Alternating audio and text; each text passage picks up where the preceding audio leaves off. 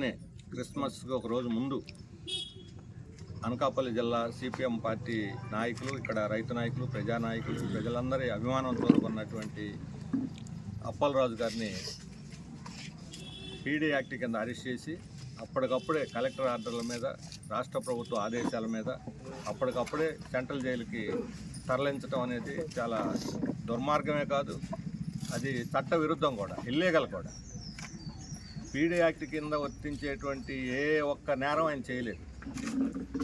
అలాంటి నేరాలు చేశారు అన్నటువంటి వాళ్ళని ఎవరిని వాళ్ళు అరెస్ట్ చేయలేదు. తప్పుడు కేసులు బనాయించి, తప్పుడు ఆరోపణలు చేసి, కేవలం ఆయన చేసిన తప్పు ఇక్కడ ప్రజలకు అండగా ఉంటూ వాళ్ళ తరఫున నిలబడటం, వాళ్ళ తరఫున పోరాడటం. అది Rajayyapeta bulk drug park issue కావచ్చు, లేకపోతే ఇక్కడ భూసేకరణ సమస్యలు కావచ్చు, పేదవాళ్ళు అసైన్డ్ భూముల పట్టాల సమస్య కావచ్చు, ఈ సమస్యల మీద ఆయన పేద ప్రజల తరఫున నిలబడటమే చేసినటువంటి నేరం. చంద్రబాబు నాయుడు గారు ఈ మధ్యనే కలెక్టర్ల సమావేశం పెట్టి భూ సమస్య విషయంలో అడ్డం వచ్చే వాళ్ళందరి మీద పీడీ కేసులు పెట్టమని ఇచ్చిన ఆదేశాల మీదే కలెక్టరు ఈయన్ని ఇప్పుడు పీడీ యాక్ట్ కింద జైలుకు పంపారు. ఈ మొత్తం దస్త్రం ఏదైతే కలెక్టర్ గారు పోలీసుల ద్వారా ఇక్కడ అందించారో ఆ దస్త్రాన్ని కలెక్టర్ గారు చదివి ఉంటే ఆమె సంతకం పెట్టుండేవారు కాదు. ఎందుకంటే అందులో పీడీ యాక్ట్ కింద పంపాల్సినటువంటి కేసు ఒక్కటంటే ఒక్కటి లేదు. తప్పుడు కేసులన్నీ అసలు చాలా దీనికి సంబంధం లేనటువంటి కేసులన్నీ కూడా పెట్టారు. ఇప్పుడు జైల్లో పీడీ యాక్ట్ కింద పెట్టిన తర్వాత ఎవరిని కలుసుకోవడానికి లేదు, ఎవరికి ములాఖత్ ఉండదు, లాయర్లకు ములాఖత్ ఉండదు. ఇంత తీవ్రమైనటువంటి చర్య ఆయన పట్ల వ్యవహరించాల్సినటువంటి పరిస్థితి ఏమొచ్చింది అంటే ఈయన ప్రజాశత్రువా, ఈయన దేశద్రోహి? ఎందుకు చంద్రబాబు నాయుడు గారు ఎందుకు భయపడుతున్నారు ఈయన చూసి? అంటే కార్పొరేట్లకు ఆయన ఇచ్చినటువంటి వరాలు ఇక్కడ అమలు జరపలేకటానికి ఆటంకంగా ఉన్నారని, మన భూములన్నీ కార్పొరేట్లకు అప్పచెప్పడం కోసం ఆటంకంగా ఉన్నాడని, అంబానీ అదానీల దగ్గర ఆయన పరువు కాపాడుకోవడానికి, మోడీ దగ్గర తన ప్రతిష్ట నిలబెట్టుకోవడానికి చేస్తున్నటువంటి నేరం ఇది. చంద్రబాబు నాయుడు గారు అప్పలరాజుని పీడీ యాక్ట్ అమలు చేసి నేరానికి పాల్పడ్డాడని నేను చెప్పదలుచుకున్నాను. ఎందుకంటే ఆయన కూడా జైల్లో ఉండి వచ్చారు. ఆయన మీద 24 కేసులు ఉన్నాయి, 7 కేసులు తీవ్రమైనవి ముఖ్యమంత్రి గారి మీద. ఆయన డిక్లరేషన్ ఇచ్చారు. ఈ అసెంబ్లీలో 138 మంది ఎమ్మెల్యేల మీద కేసులు ఉన్నాయి, నేరస్థ చరిత్ర ఉంది. అందులో 95 మంది చాలా తీవ్రమైన నేరాలకు పాల్పడినటువంటి వాళ్ళు ఉన్నారు. గోండాగిరి చేసిన వాళ్ళు, ఇసుక మాఫియాలు, మద్యం అమ్మకాలు చేసిన వాళ్ళు, ఆడపిల్లలను అక్రమ రవాణా చేసిన వారు, ఇప్పుడు 30,000 మంది అక్రమ రవాణా మన రాష్ట్రం నుంచి అయ్యారు నుంచి పదే చెబుతున్నారు. ఏళ్లలో చేసిన వాళ్ళని ఒక్కరినన్నా మీరు అరెస్ట్ చేశారా? గంజాయి వాళ్ళు, చిన్న పిల్లలను తప్ప అసలు గంజాయి మాఫియాలను అరెస్ట్ చేశారా? మొన్న నెల్లూరులో గంజాయి మాఫియా అని చెప్పి ఇక్కడ విశాఖలో కూడా ముఖ్యమంత్రి గారు అన్నారు, డాన్లు నెల్లూరులో లేడీ డాన్లు వచ్చారని. ఎవరు సృష్టించారని? నీ పార్టీలో మీరు చేర్చుకోలేదా? ఆమెని ఎందుకు చేర్చుకున్నారు? మాకు సంబంధం లేదని ప్రకటించారా? కనీసం మీ పార్టీ నుంచి బహిష్కరించారా? ఒక లేడీ డాన్ని, గంజాయి అమ్ముతున్న లేడీ డాన్ని మీ పార్టీలో చేర్చుకొని మీరు నీతులు వల్లించున్నారా? ఇది న్యాయమా? ఇదేనా చట్టం? అందువల్ల తక్షణం ఈ పీడీ యాక్ట్ను ఉపసంహరించుకొని ఆయన విడుదల చేయాలి. దీనికోసం రాష్ట్రంలో మేము పెద్ద ఎత్తున ప్రజా ఉద్యమాన్ని నిర్మిస్తాం, న్యాయ పోరాటం చేస్తాము. ఆయన ఇప్పుడు జైల్లో ఏ సౌకర్యాలు లేవు, ఏమన్నాయో లేవో కూడా మాకు తెలియదు. కట్టుబట్టలతోటి జైలుకి తీసుకెళ్ళారు. అందుకని ఒక రాజకీయ ఖైదీగా ఆయన పరిగణించి, చంద్రబాబు నాయుడు గారు లాంటి వాళ్ళు జైల్లో ఉన్నప్పుడు ఎలాంటి సౌకర్యాలు కల్పించారో రాజకీయ ఖైదీగా అన్ని సౌకర్యాలు కల్పించి ఆయనకి ఆహారం మొదలుకొని మందులు అవసరం కావచ్చు, పేపర్లు అవసరం కావచ్చు, పుస్తకాలు అవసరం కావచ్చు, చదువుకోవడానికి సౌకర్యం కావాలి. ఒక రాజకీయ కార్యకర్త ఆయన, నేరస్తుడు కాదు, ఒక పొలిటికల్ లీడర్. కాబట్టి దానికి ఇవ్వాల్సినటువంటి మర్యాద ఇచ్చి ఆయన పొలిటికల్ ఖైదీగా పరిగణించి ఆ సౌకర్యాలన్నీ కూడా ఇవ్వాలని మేము డిమాండ్ చేస్తూ ఉన్నాం. అలాగే మేము లాయర్లు అందరిని కూడా సంప్రదిస్తున్నాము, ఈ కేసు కూడా పరిశీలిస్తున్నాం. ఈ న్యాయ పోరాటం కూడా చేసి హైకోర్టులో దీనికి చట్టబద్ధంగా చేయాల్సిన అన్ని రకాల ప్రజల యొక్క మద్దతుతో చేస్తాం. మా విజ్ఞప్తి, ప్రజలు ఈ గ్రామానికి వచ్చినప్పుడు నాకు అర్థమైంది, పార్టీలకు అతీతంగా తెలుగుదేశం, వైఎస్ఆర్ కాంగ్రెస్, జనసేన, కమ్యూనిస్టులు, అసలు గ్రామ పెద్దలు, ఈ చుట్టుపక్కల గ్రామాలు అన్నింటిలో కూడా అత్యంత ఒక ఔన్నత్యం కలిగిన స్వభావంగా, ఒక వ్యక్తిత్వం కలిగినటువంటి అప్పలరాజు పట్ల ఒక సానుకూల వైఖరి కనిపిస్తున్నది.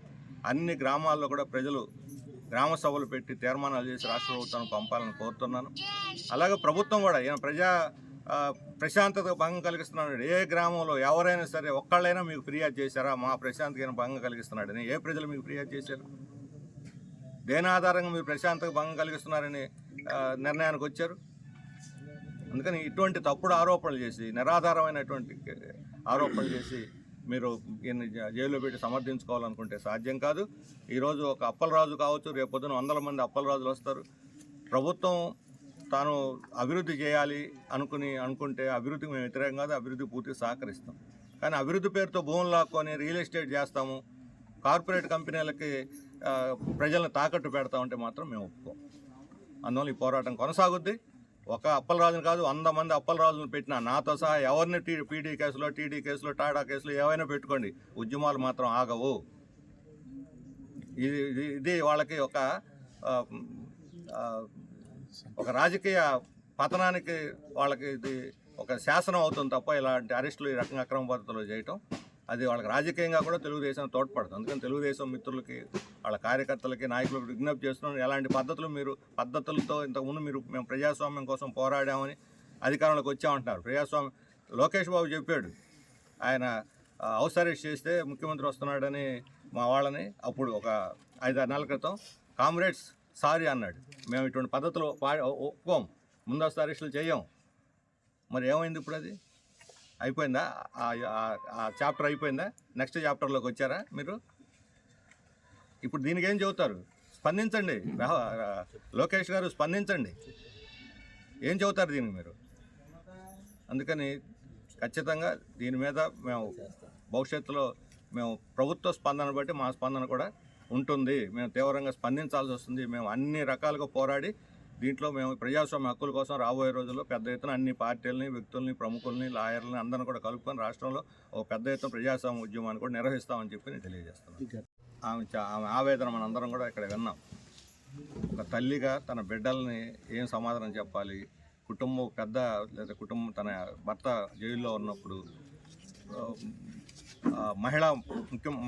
హోంమంత్రిగా ఉన్న అనిత కానీ, మహిళగా ఉన్న కలెక్టర్ కానీ ఎలా స్పందిస్తారో మేము చూడాలి. మీ స్పందన ఏమిటో వాళ్ళు చెప్పాలి.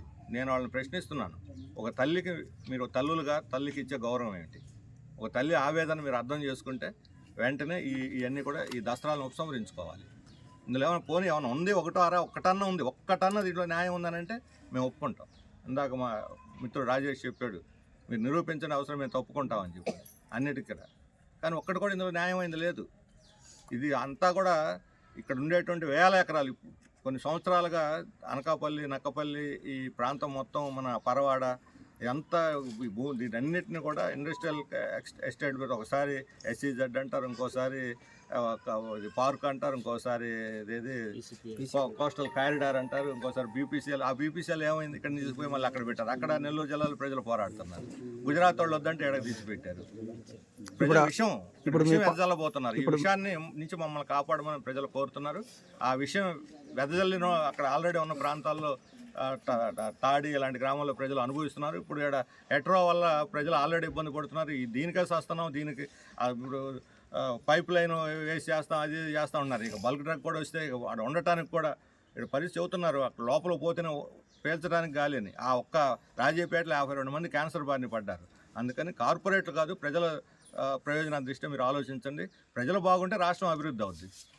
మీకు ప్రజల శాపం తగిలితే మీరు అధికారంలో ఉండటం కూడా కష్టం. ఈ పీడీ కేసును ఉపసంహరించుకొని ఆయన్ని విడుదల చేయాలి, ఇది తక్షణం. రెండవది, ఆయనకు అక్కడ ఉన్న రోజుల్లో ఆయన రాజకీయ ఖైదీగా అన్ని సౌకర్యాలు కల్పించాలి. మూడవది, ఇక్కడ ప్రజలు, ఇప్పుడు ఆయన ముఖ్యమంత్రి, ఇది మిస్ అయ్యాను, ముఖ్యమంత్రి రాజేపేట ప్రజలను పిలిచి ఇక్కడ మేము బల్క్ డ్రగ్ పార్క్ పెట్టాము అని చెప్పాడు. మరి చెప్పిన మాట అమలేది? ముఖ్యమంత్రి చెప్పిన మాటకి అమలు ఏంటంటే వాళ్ళు ఇచ్చిన నోటిఫికేషన్ ఉపసంహరించుకోవాలి. బల్క్ డ్రగ్ పార్క్ కోసం ప్రభుత్వం ఇచ్చినటువంటి నోటిఫికేషన్ ఉపసంహరించుకుంటే ముఖ్యమంత్రి మాటలు నిజాయితీ ఉన్నట్లు లెక్క. కాబట్టి తక్షణం ఆ నోటిఫికేషన్ ఉపసంహరించుకోవాలి. లేకపోతే రాజేపేట ప్రజలకు మీరు ఇచ్చినటువంటి మాట నమ్మదగిందిగా ఉండదు, వాళ్ళకి ద్రోహం చేయదు. మీ అంతటా మీరు ఎన్నికలకు ముందు ఎన్నైనా వాగ్దానాలు చేశారు, అవి అమలు చేయట్లేదు. కనీసం వచ్చిన తర్వాత చెప్పే మాటలు కానీ విలువండి. రాజేపేట వాళ్ళకి చెప్పారు మీరు ఇక్కడ పెట్టమని, దానికి నోటిఫికేషన్ ఉపసంహరించుకుంటేనే ఆ మాటకు విలువ. ఉపసంహరించుకుని ఎప్పుడు లోపల ఉపసంహరించుకుంటారు కూడా ప్రభుత్వం ప్రత్యక్షంగా చెప్పాలని కోరుతున్నాం. ఇవి మా తక్షణ 3 డిమాండ్స్.